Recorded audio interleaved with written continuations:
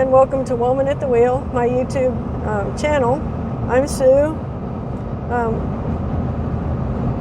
We were really rudely interrupted over in Paris, Texas, which is about 120 miles behind me now. It's taken me that long to get the phone to work again.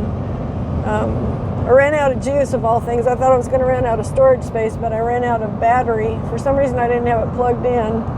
And by the time I plugged it in, it was too little too late, and it just died. So we've bypassed everything in the middle. We've gone through Sherman, Texas. We've gone through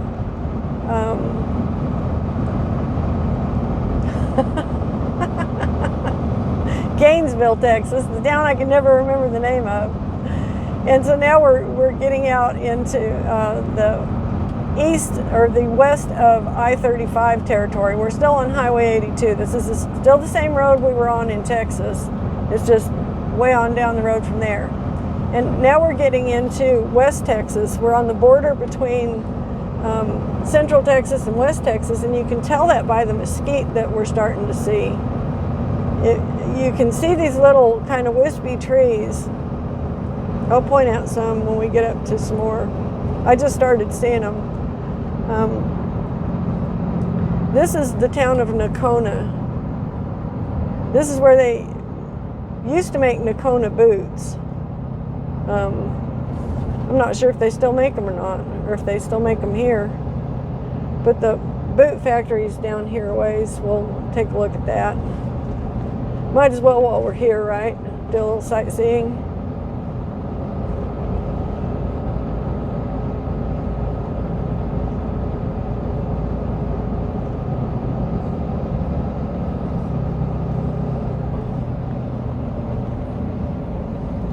Okay, over on the right here, behind the pump jack, is Nocona Boots. And evidently they are still making boots here. That's pretty awesome, I think, if they are. Either they are or they aren't. We'll have to look it up and see. I think they probably are, though.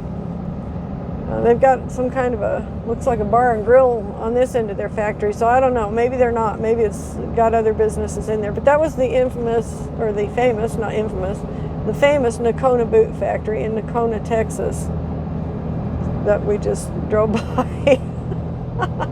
Don't you love me as a tour guide? I'm so concise and so correct. Oh my gosh. I am not a blonde, I swear. Some days I act like one. Okay, so our fuel prices, I've been seeing consistently $5.29-ish up until here. I should have filled up back there. It's $5.45 here, which I think it's about that expensive up where I'm from. It just keeps going up and up and up. The whole time I've been away, it's gone up. It's gone up 75 cents in my home area since I left 2 weeks ago. And I have, yes, been out on the road for 2 weeks now. And I'm ready to get home. I'm done with this. Over it. So anyway, this is Nocona, Texas. If you ever wondered what it looks like, here you have it.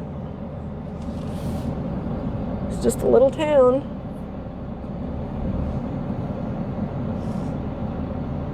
There's a sign up there that says Montague Street. Montague is a town on down in the county. If you turn there, evidently that'll take you there. And the only reason I know how to pronounce that is because I watch the local weather.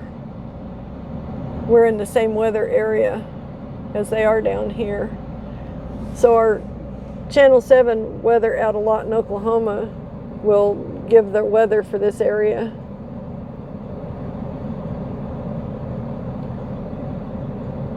They're too far from Dallas, but they're a lot closer to Lawton than they are to Dallas. I guess we're gonna sit here all day for this one stoplight in Nocona. It's okay, I could take a nap.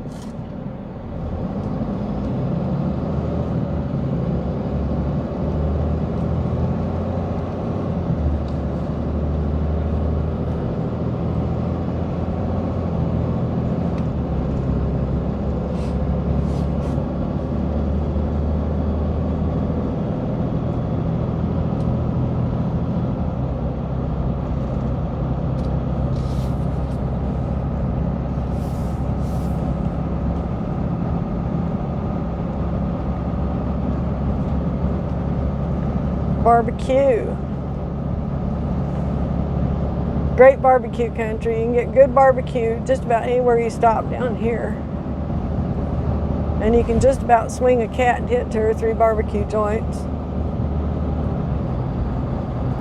Not that I would recommend trying that, because it wouldn't be nice to the cat, but you know what I mean.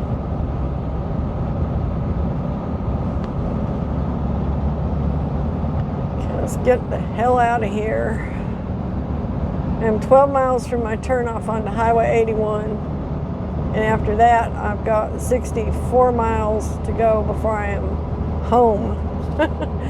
Home, that place I don't remember what it looks like because I haven't been there in so long. I'm still looking for those mesquite trees. There's some out there. I think they're out of range of the camera though. They're just little wispy looking trees. We'll see. Oh, there's some on the left. Those little short trees right there, kind of shrubby looking trees. There's one up on the right. That's mesquite. That tells me we're crossing over into West Texas. This is kind of like the dividing line. And we'll see mesquite all the way back up to where I live. Within 20 miles of me, the mesquite starts.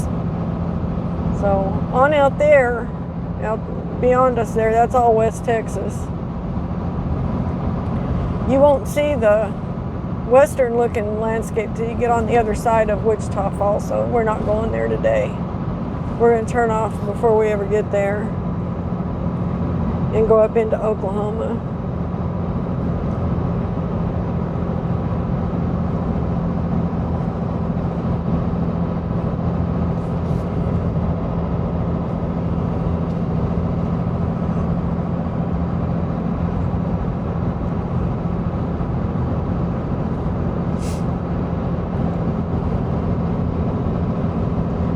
10 miles to our turn. We'll be counting them down. The speed limit's 75 out here, and these folks are running about 60-ish.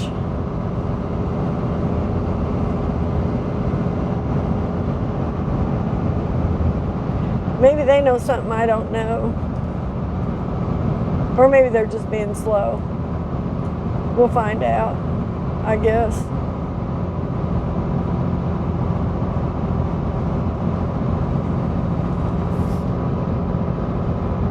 It looks to me like they're going to extend the 4-lane on out this way. So it looks like they're building 2 more lanes on that side, which would be really nice.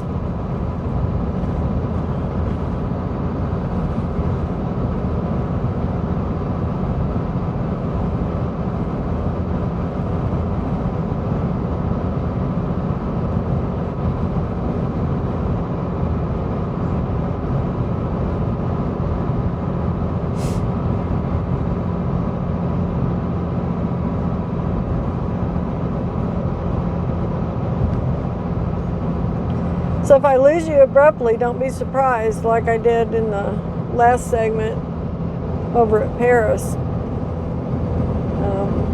I may run out of storage or it may overheat on me again. I think I got it cooled down though. I took it out of its case and it's so cold in here, my teeth are just about chattering. I got the air conditioning on so high. Keep this phone cool. Things you gotta do, I swear. Okay, that might be why they're running about 60, is because it's work zone and it's 60. That makes sense. See, they did know something I didn't know. There's a load of trailers stacked up. That was a big load.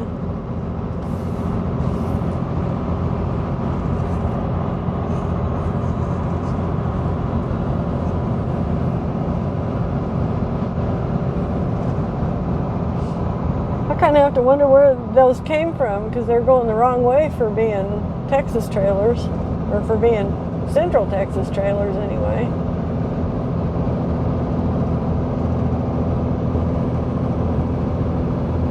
Most of the trailers I see moving are moving the other way from here. We're out west of all the trailer places that I know of.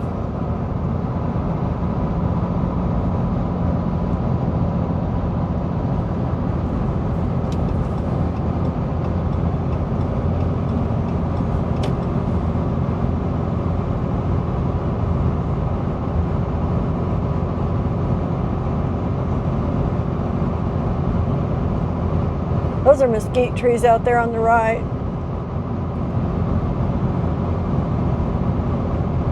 There's some older ones. They're pretty big. Bunch of mesquite out there. So yeah, we've crossed over. We're not in the lush, hilly country anymore. We're getting into the drier stuff.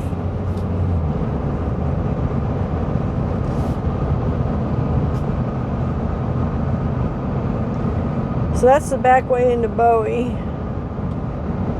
If you turn left right there.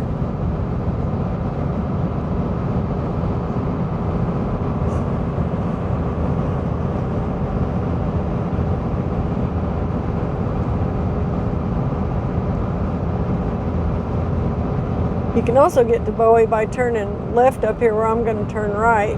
Actually, I'm going to turn left first and then I'm going to turn right. Because I have to get off of this and get down onto 81. But if I turned left on 81, that would also take us to Bowie.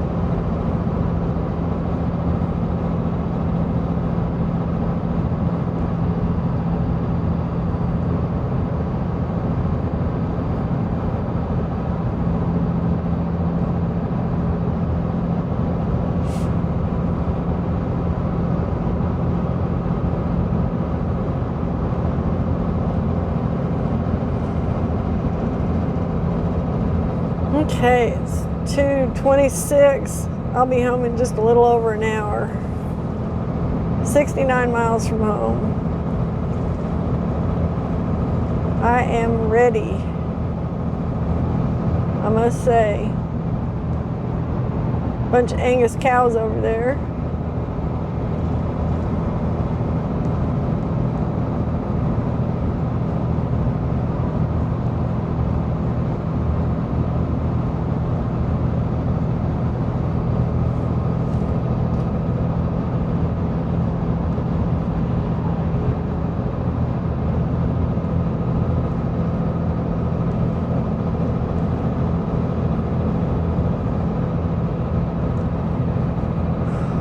Less than 4 miles to our turn. Thank goodness, we're just about ready to turn north. That'll be good. That'll get the sun off my dashboard and off the phone. Hopefully I can turn the air conditioner down a little bit because I'm cold. Freezing my butt off.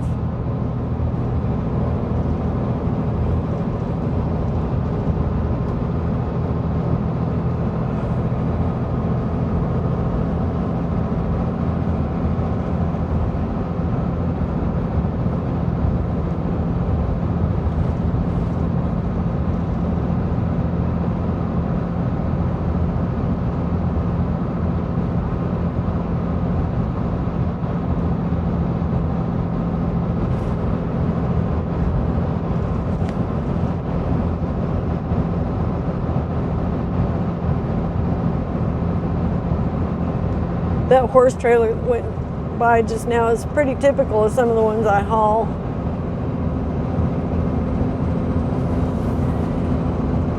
I probably have to attribute a lot of my work to horse crazy women. I almost turned into a horse crazy woman, but then I got cured of it when I got bucked off as a kid. When I figured out that I don't have an innate ability to stay on a horse, and I'm not that good at it, that kind of cured my crazy horsism. But when I was little, I was horse crazy. I was a horse crazy girl. I had model horses and rode horses and, you know, dreamed about horses and was going to grow up to be a cowgirl and all that. And then I hit adolescence and started growing, and I got real gangly and awkward and clumsy. And all of a sudden I couldn't stay on a horse to save my life.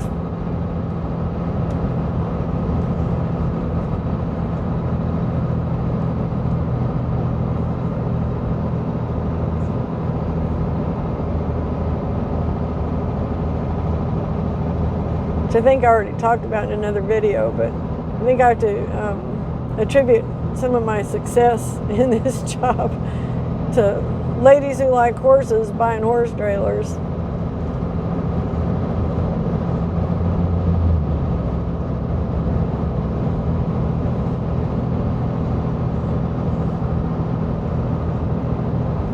Okay, there's more mesquite.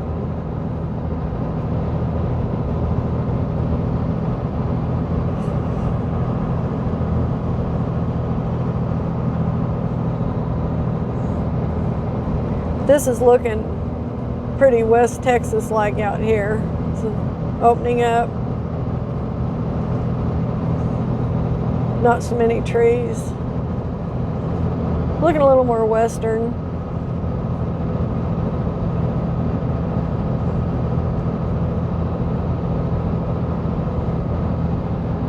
In this kind of country, you don't get the trees all along the road like you do over east of I-35. You get them more in the creek beds, around old places where they planted a windbreak with trees. Sometimes in a fence row.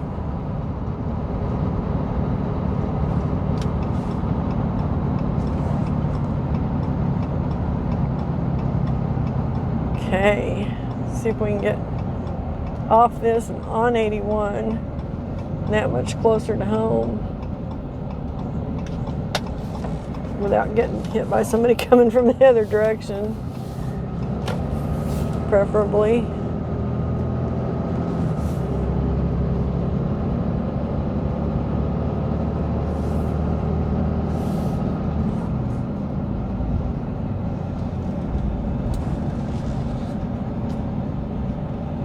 Okay.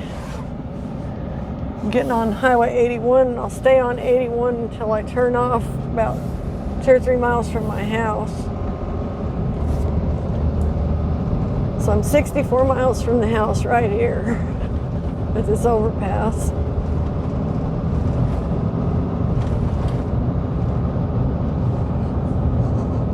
That overpass was the road we just got off of. All this down in here is mesquite, all these trees.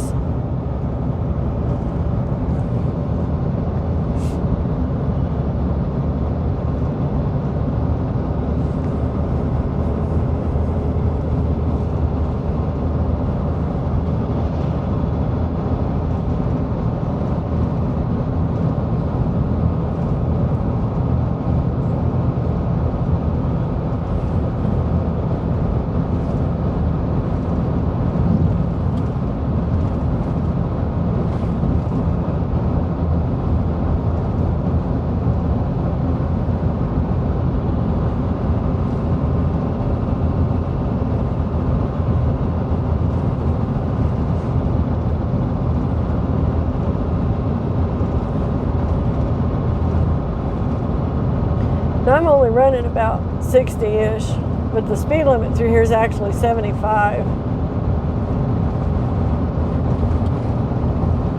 Which I think is insane on this little bitty road, but when I'm in a hurry, I'll run it anyway. I'm just trying to take it easy today. Nursing my fuel till I get home. I'm down just over a quarter of a tank. I got plenty to get there.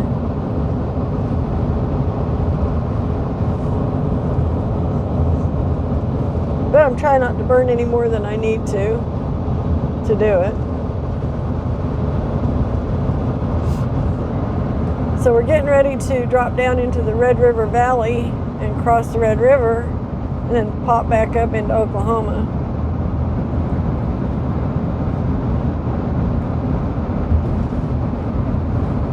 And I've got a story about crossing the Red River.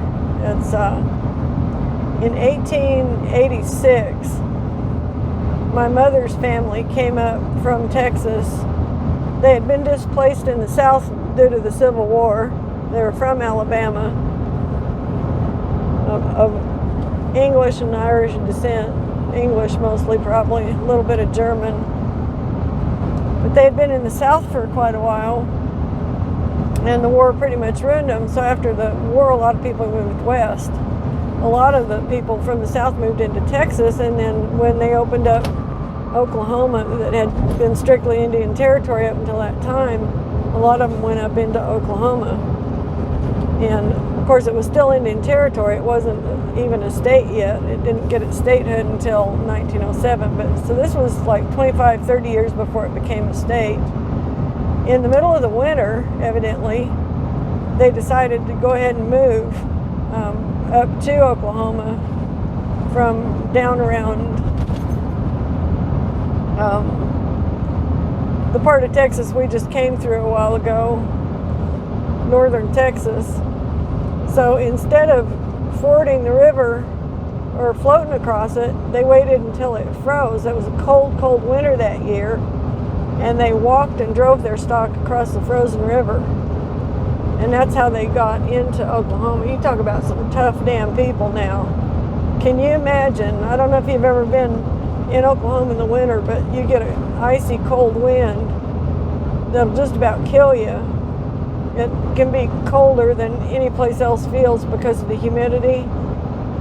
And they actually crossed the river on horseback or in wagons, driving their stock when it was frozen. So it had to be tremendously cold and tremendously miserable, and they had to be tremendously tough to be able to do it and survive it. And this is what they crossed. They crossed this river. So I don't know. People were different then. Okay, I got to write down my mileage. I'm entering Oklahoma. My mileage is 167120. And there's the casino. Look at that. Oh, yay. That's a newer one. That hadn't been there all that long. If you want to lose all your money, go to a casino. I mean, you might win once in a while, but I see people go in there and they sit there for hours, days. Had some kind of sort of almost family members, like in-laws of in-laws, that have kind of issues with the gambling thing. And they spend every cent they had in there. Every cent. Now, I've been to casinos, and I'm not against going once in a while. The thing for me is, you know, I work pretty hard for my money, so I'm not going to give them any more than I decide before I ever go in there. And it's been many years since I've even been in one, but I used to go once in a great while. And I'd take $20 and go play the penny stock or the penny machines, and just sit there and play them for fun, stuff like that.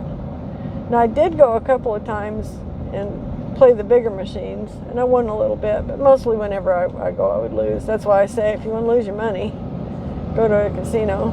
That's what they specialize in, is separating you from your cash. And, you know, you never win enough to come out on top unless you just happen to luck out and win the first time you walk in, and then you leave and never go back. Then you come out ahead. Otherwise, you know, they're making money off of you. So now they've got one just at about every road entering and leaving Oklahoma. Not actually all of them, but quite a few of them. And this is just the latest one. We have a casino up here in Duncan. You know, it's kind of fun, I guess, to go once in a while. It's different. The main thing I go to the casino for, though, when I go, it's been years since I've been, because the last time I was in a casino was, I think, 3 or 4 years ago. No, it's been more than that. Several years ago, we went and saw Dwight Yoakam up at the Riverwind Casino in Norman. Might have been 3 years or 4.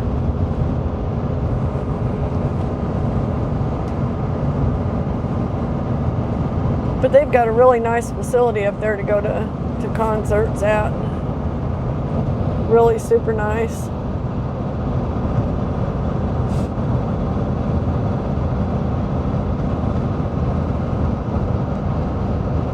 So this is southern Oklahoma, and it's pretty much flat. It's not as hilly as the rest of Oklahoma. Gets a little hillier up where we're at, but not a whole lot. If you go west, it gets even a little flatter. If you go east, it gets hillier and greener. So we came from the east side. You've already seen what Paris, Texas looks like. Eastern Oklahoma is similar to that. And we're getting into the Great Plains out here.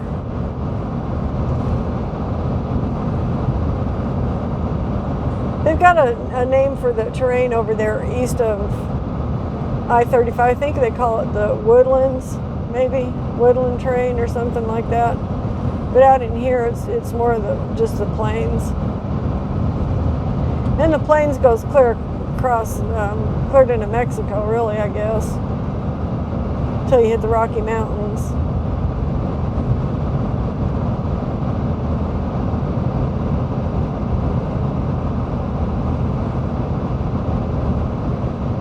And that's your geography lesson for today. I hope I was right on all that. I hate to be proven to be an idiot that way. These dang birds have one trying to get me too.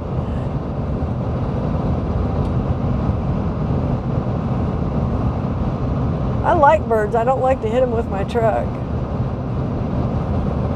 I don't hit them very often, but when I do, it bothers me for a while. So I'm a little touchy about it now that that hawk killed itself on my grill the other day. I say it that way because it came up so fast I couldn't have stopped. I tried, to slow down, and I was already going pretty slow, but it wasn't moving fast enough to clear me. I think what it was doing was looking at the other truck that was coming from the other side, and it was trying to miss it, and it missed it and hit me. Felt bad. Still feel bad.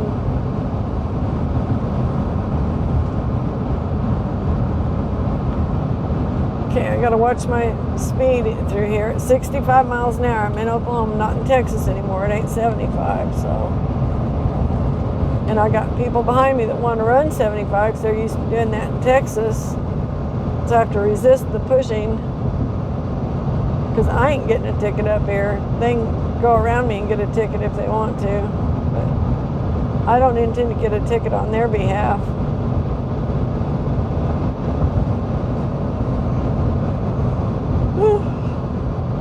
Oh my gosh, I'm tired. Had more than enough. 53 more miles is all. I came through here a month and a half ago or so, and in one of these fields over here on the right, it was almost sunset, and there was a group of wild hogs out there eating. It was like a whole family, mom and dad hog, and then all the baby hogs. They were all out there grazing like little cow pigs. It was really kind of weird. I hadn't seen them do that before.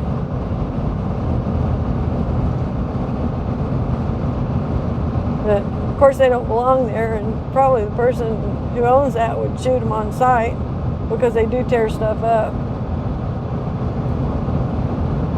This is a rough place to be a pig at because it's open season on them pretty much.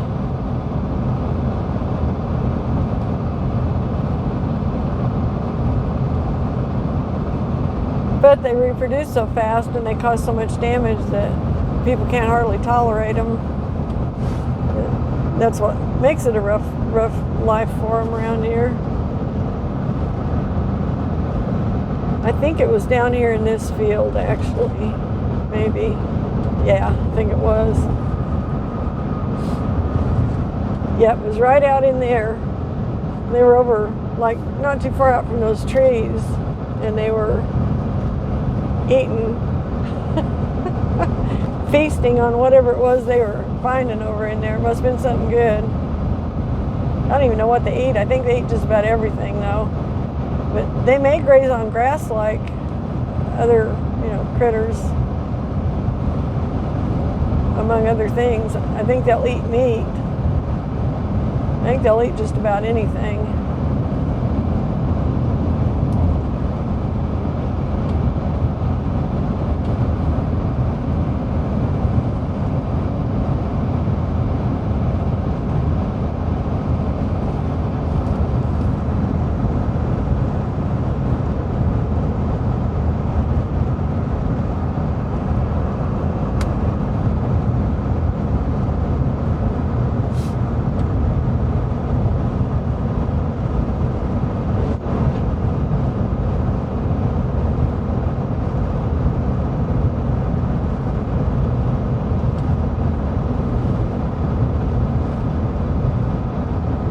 Okay, this next town coming up, the first little place we went through back there was Terrell, Oklahoma. This is Ryan that we're fixing to go through.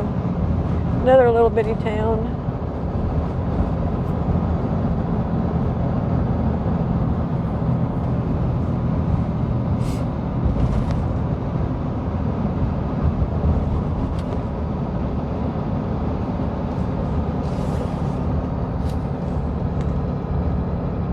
Ryan, Oklahoma.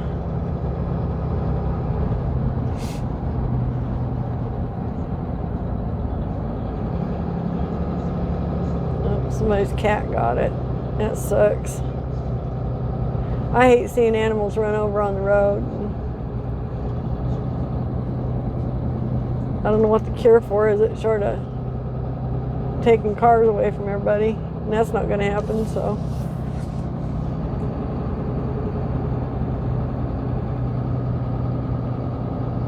But I still hate seeing it. It's 5.39. They're usually high on their fuel here. My best hope of getting cheaper fuel is going to be in Comanche. It's up the road another 30-ish miles.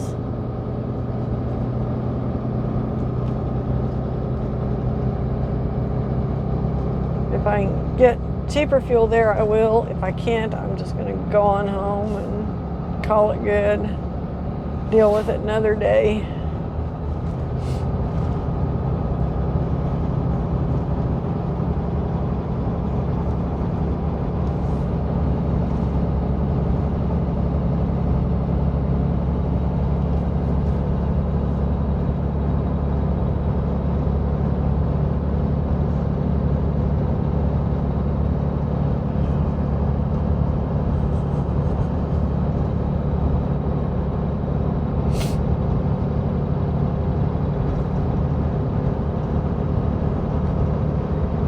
There's a pretty good view of southern Oklahoma for you.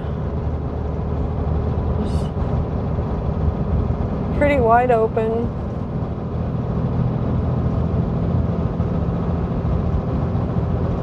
Nice ground.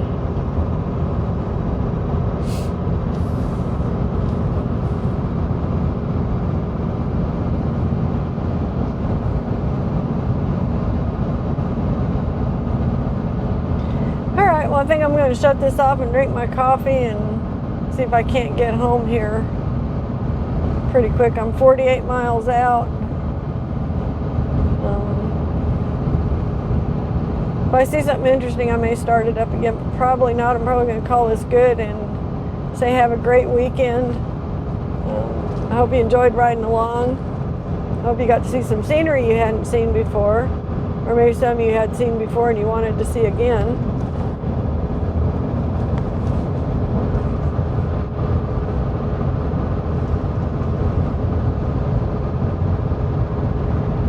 And I think that's about all I got for now. So have a good one, and I'll catch you next time.